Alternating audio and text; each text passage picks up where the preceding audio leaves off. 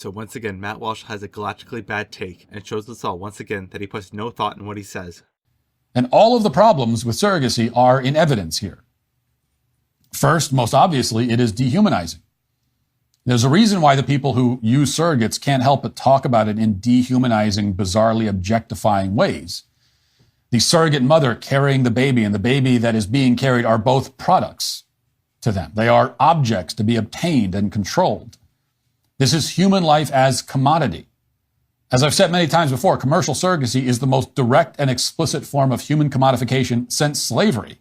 And that's why it should be banned. And anyone who uses surrogates should be treated with the same scorn as human traffickers, because that's what this is.